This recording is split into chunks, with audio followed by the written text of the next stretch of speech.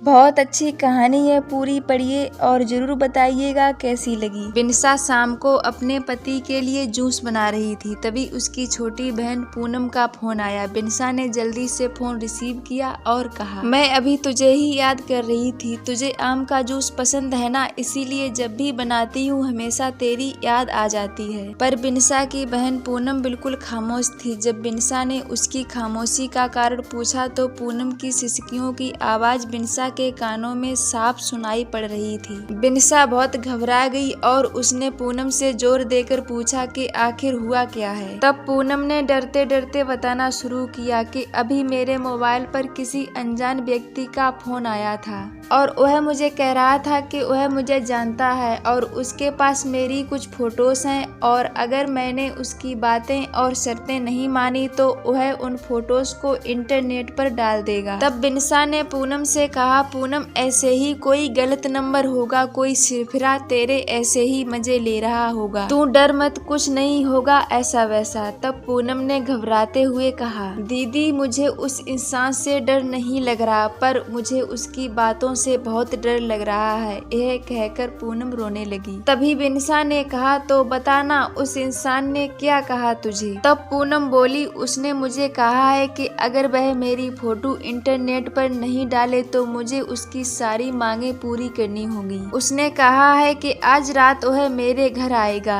इतना कहते ही पूनम जोर जोर से रोने लगी और रोते रोते बोली, दीदी मुझे उसकी बातें सुनकर घिन आ रही है। ऐसा लग रहा है जैसे उसने मेरे साथ कुछ गलत कर दिया हो। अगर अभी वह मेरे सामने आ जाए तो मैं उसे इसी वक्त जान से मार दूंगी। इतना कहकर पूनम चीखने लगी। तभी बिनसा ने पूनम से कहा, अरे पूनम तू संभाल अपने आप को और मुझे उस घिनौने इंसान का नंबर भेज, मैं उसे अभी मजा चखाती हूँ। यह कहकर बिनसा ने फोन काट दिया। पूनम ने उस बदनाम के नंबर और उनके बीच हुई बात की रिकॉर्डिंग बिनसा को भेजी। जब बिनसा ने वह रिकॉर्डिंग अपने पति को सुनाई तो दोनों के होश उड़ गए। बिनसा और पूनम दो बहनें हैं। उनकी मम्मी का अभी 3 साल पहले ही देहांत हो चुका है और बिनसा की शादी अभी 1 साल पहले ही हुई थी। घर में बस अब उसके पापा और पूनम ही हैं। अब मोबाइल पर ऐसी धमकी भरी अश्लील बातें कोई भी बेटी अपने पिता को आसानी से नहीं बता सकती, इसलिए पूनम ने सारी बातें अपनी दीदी बिनसा को बताईं। अगले ही दिन बिनसा और उसका पति पुलिस स्टेशन जाकर उस इंसान के खिलाफ पुलिस में कंप्लेंट करवा आई। बाद में पुलिस ने छानबीन की तो पता लगा वह लड़का पूनम के मोहल्ले का ही निकला जो मानसिक गंदगी से पीड़ित था। उसकी सोच और उसके विचार हर लड़की के प्रति घिनौनी नजर रखते थे। उसे पता था कि पूनम की मम्मी का देहांत हो चुका है और वह दिन भर घर पर अकेली रहती है और वो इसका फायदा उठा सकता है